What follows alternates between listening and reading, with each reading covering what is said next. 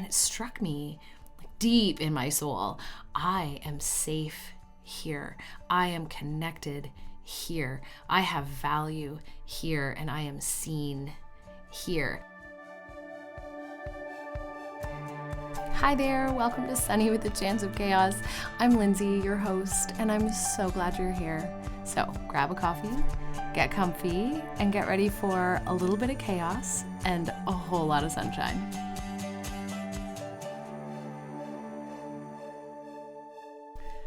Oh my gosh, we did it. We're back. It's season 2. Welcome. I'm so glad you're here, as always. And I'm so grateful. I'm so grateful to be here. I'm so grateful for you. I'm so grateful to be back at Sunny with a Chance of Chaos. So great. The longest winter in recent Ontario memory has finally decided to lift. And that means that folks in my neighborhood are like out and about and they're not retreating in their hidey holes like we've been all winter. No one stopped talking about shoveling like for 3 months. It was a wild time.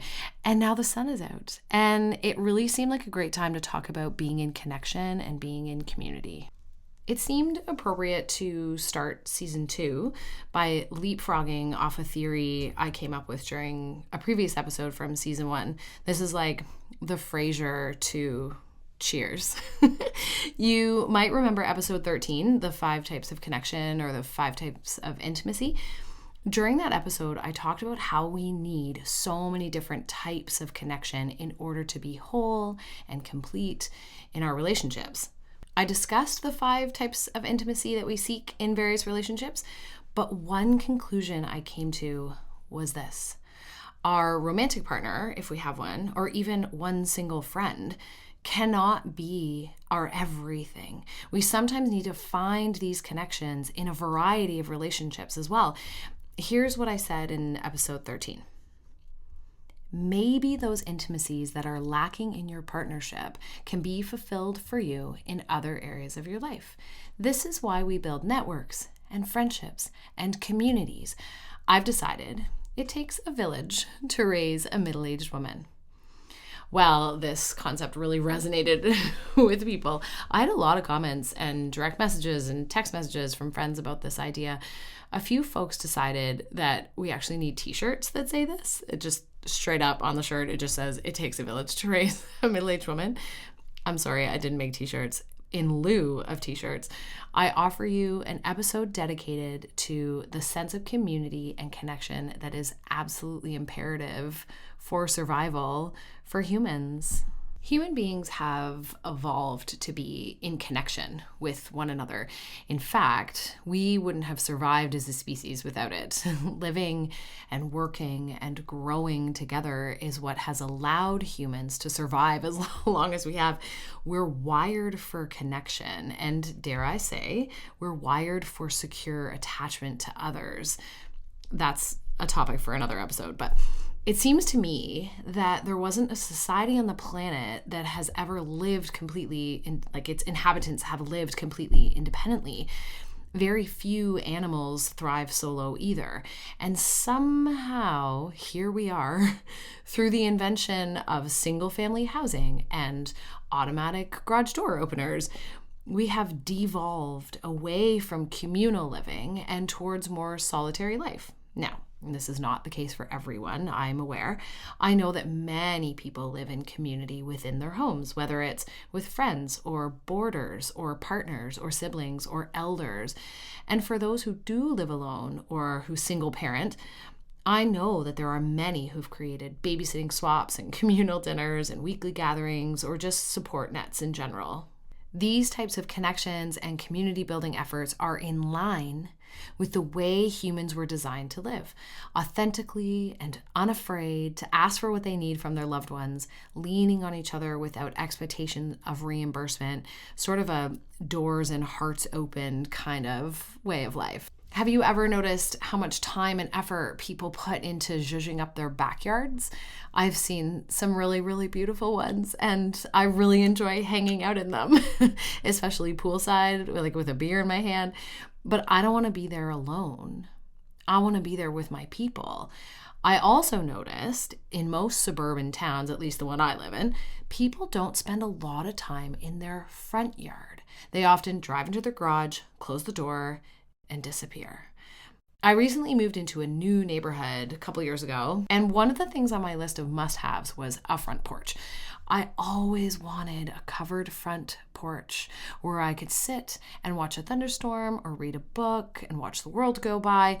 And when I say the world, I mean the woman in the purple coat who walks her poodle, or the 7-year-old girls across the street who play in a sprinkler in their bathing suits on a hot day, or the older woman who fastidiously plucks dandelions out of her front lawn each and every day. It's my neighbor seeing me sitting out there and walking over with a fresh piece of homemade peach pie. For real, that happened. It's the opportunity to be in community that is organically created when we sit in our more public-facing front yards. And this is my life now. I get to have this. Meeting people and chatting with people and commenting on their awesome dogs and their awesome kids and how lovely the sunshine is today. This is community. And this is one small part of being raised by a village as a middle-aged woman. Particularly as a single one, might I add, there's a real sense of security knowing that across the street or next door or 3 doors down, someone will water your ferns while you're away or bring in an Amazon package for you or walk over for a chat and some shots on Halloween night. That also happened. I feel safe and loved and seen in my neighborhood, and I will be forever grateful for that. I also want to talk for a bit about the power of female friendships in my life. My sort of group of female friendships is a village in and of itself. For those of you who identify as female, I think this will resonate with you. For those of you who don't, it might help shed light on why girls' night out is not just a chance to post drunk photos on Instagram. It is a necessary part of being in community. And I joke about the stereotypical image of girls with wine in hand and a little more mascara than usual, but please know that I recognize that females gathering together in any form is a sacred, important, supportive, fun, rejuvenating event. Be it a paint class or a walk around the block or a shawarma on your lunch break or a spiritual evening of sharing and vulnerability. Just this past month, actually, I had an opportunity to spend this incredible night with some incredible women.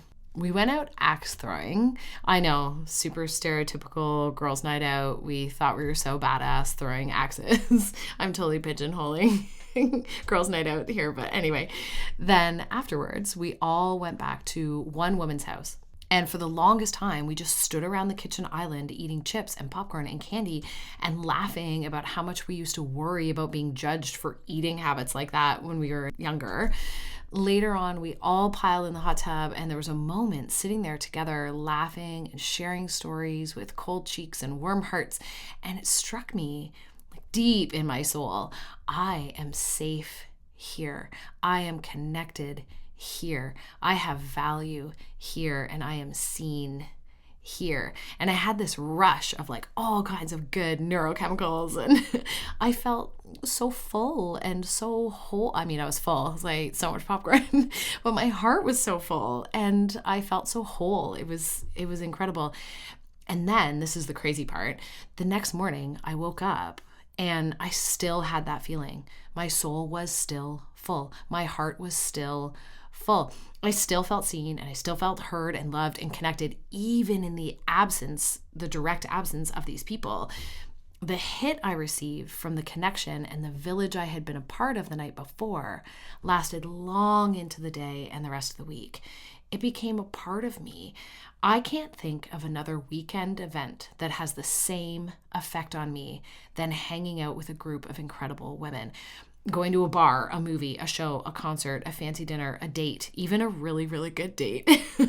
The hit of each of these is amazing in the moment, but nothing lasts the way the magical energy of authentic and vulnerable friends, all in the same space, does.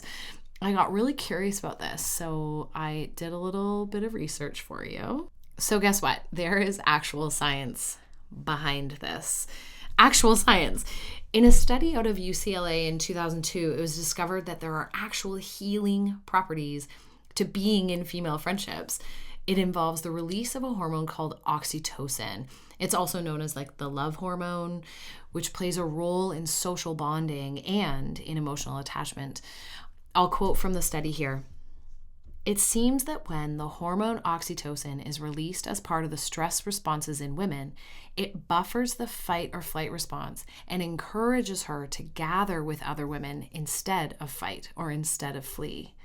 When she actually engages in this tending or befriending, studies suggest that more oxytocin is then released, which further counters stress and produces a calming effect. This calming response does not occur in men because testosterone, which men produce in high levels when they're under stress, seems to reduce the effects of oxytocin. Estrogen, she adds, seems to enhance it. So that magical feeling I got, that magical feeling that lasts days after I gather with my friends, it's science. It's not simply a feeling. It's a flood of an emotionally connective hormone, and the effects are real, and I feel them for a long time. There's a direct positive impact on my mental health and well-being when I'm in community with others.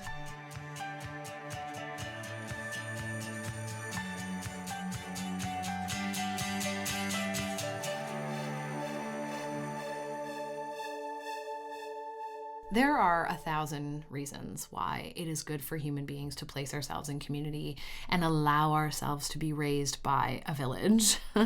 There are logistical reasons and emotional reasons for letting yourself fall into the folds of your village. I've chosen 3 here to go into a little bit more detail. Number 1, it literally makes life easier. I think back to the episode on rescuing myself, and in that episode, I figured a whole bunch of shit out on my own. But the key takeaway was not being afraid to reach out to safe people when I needed it. And if I had chosen to be stubbornly independent and incapable of asking for help, I would have found myself in over my head with a whole host of jobs to be done in my house and no idea where to start. Instead, I asked a couple people to jump in and give me a boost, maybe loosen a bolt or tear down some wallpaper. There are 1,000 jobs that need to get done all the time in our lives. And when we're able to lean on our people when the jobs pile up, they tend to get done a little faster. It makes the work a little lighter. Coordinating some other families or friends to do a crock-pot dinner swap once a month means a little less time cooking and a little more time at the gym or playing Uno with your 5-year-old. Remember my friend who picked me up from the Detroit airport? I recently had a chance to return the favor for her and help her out with some childcare so she could have a little time away and take a breather.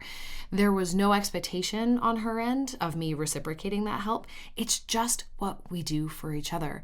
We work together in community to make our lives a little easier.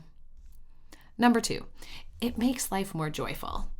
Just because I can rake my leaves on my own or do my holiday baking or go to yoga or do a puzzle doesn't mean I always should do it on my own. For me, doing joyful things in community with others increases the joy exponentially. Even doing crummy things in community makes them more joyful. Now, this could be the extrovert in me talking, and I have been aware this entire episode of all of my introverts that I know and love. And I can almost hear them out there going, is she crazy? All I want is time on my own to work on that puzzle or meditate or read. And I agree. Sometimes alone is exactly what I need. And also, isn't it awesome to have like-minded people to talk about these things with? There is so much joy that comes from sharing a book with a friend or talking about the ending of that movie with your partner or telling your sister about that date you went on. I remember when I was in university, we would go out for these wild nights. But the best part was the next morning when my roommates and I would pile on the couch, bleary-eyed, with leftover pizza in our hands and old episodes of Sex and the City on in the background. And we would rehash all the hilarious moments from the night before. And it made the night before even more joyful. Number 3. It makes for more fulfilling relationships. When we get our various intimate connections, whether they're emotional, social, intellectual, etc., from a variety of places, it allows us to really hone in on the parts of that friendship or relationship that we really value. And it deepens the relationship, making it more fulfilling for both people. For example, I have a lot of ideas and theories and thoughts about energy and the universe and how all of this comes together in a collective consciousness and stardust and all the things. And I can think of one friend in particular who is not interested in having conversations about these things because it just doesn't resonate with her. It isn't part of her belief system. And that's okay. I spend my time with her discussing more intellectual things and psychological theories and books. And we can go deep on these topics because we meet each other there on the same level. That relationship is more fulfilling because I focus on its strengths and its points of connection. If we deal our proverbial cards to a few different people, those cards can be held more securely and with more intention than if we deal them all to the same person. Does that make sense? It makes sense to me. Number 4, it can promote emotional well-being and it keeps us emotionally safer. Stay with me. We've all been through some stuff. Heavy stuff. And when we have to carry the burden of grief and sadness and frustration and anxiety, it's nice when we can have other people hold a little bit of that emotional load for us for a short time. I use the word hold intentionally. I never carry for people or ask people to carry for me. I simply ask them to hold space for me for all of my big feelings. Those feelings are mine to carry and to process, and I can own that. But holy shit, it's easier when your friend comes over and snuggles on the couch while you cry, or when you can vent about the anxiety or loneliness you're feeling on a certain day. The load doesn't feel as heavy when I have someone there who can see me and hold space for me. The other thing is the element of safety we have by dealing our cards out to more than one person. If we put all of our eggs in one basket, or all of our cards in one hand, if you will, and we depend on that one person to provide all of our needs, a romantic partner is a good example here, one day that person might not be available, or you find yourself in an argument with them, or the relationship has dissolved. And all of a sudden, you find yourself with nowhere to go with your big feelings, and that is scary, and it feels unsafe. And I don't want that for you. Trusting a wider community to catch you when you fall, as opposed to one solitary person, is likely going to be better for your emotional well-being. Number 5. It can help keep us safe physically. I like to think I'm tough. I am definitely a toxically independent person, as my friend Em and I like to joke about. And more than once, I've injured myself trying to do too much and take on too much because I abhor asking for help. But recently, I've come to accept that I can't do all the things all on my own. My neighbors helped all winter with the snow shoveling because I have a bum shoulder. One time my friend E came over to help move some furniture around without even being asked, knowing that I shouldn't do it on my own.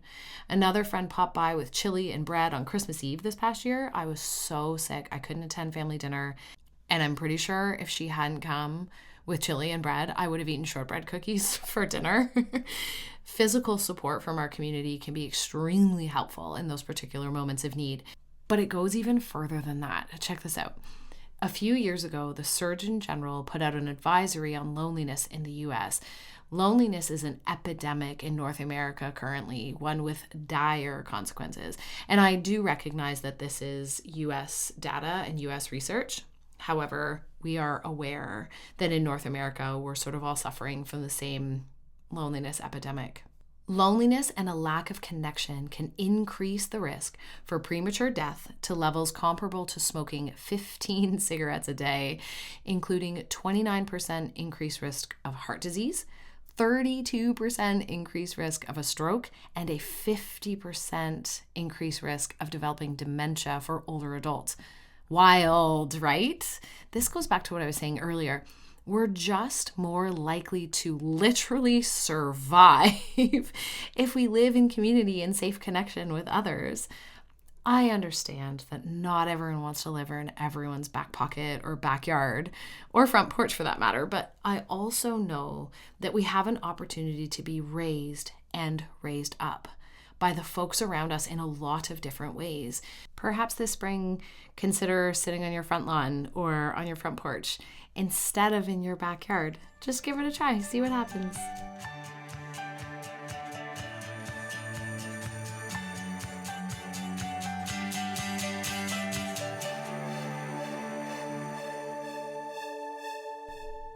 Okay, welcome to the Stacks. I've just got 2 TED Talks for you. They're both on YouTube. They're both about 12 minutes long. The first one's called Loneliness, the Secret Epidemic, and it's put on by Stephanie Alexander. The second one is called Why Friendship is Just as Important as Romance, and it's by Marissa Franco. And again, those are both TED Talks, and they're both on YouTube. Okay, the gratitude moment. It's you. It's you. I'm grateful for you for coming back for season 2 and for supporting me and asking me, when are you starting the podcast again? I miss listening to your pod while I'm walking the dog or driving to work. There are a million reasons why I do this podcast, and you are among the most important. I love when we get to chat afterwards over drinks or in my direct messages on Instagram about what hit for you and what you want to hear more of. It makes this solo project very community oriented, and so thank you, because you are a part of the village that is raising me, and I am so grateful. Can't wait to see what the rest of season 2 brings. So glad you're here. See you next time. Bye.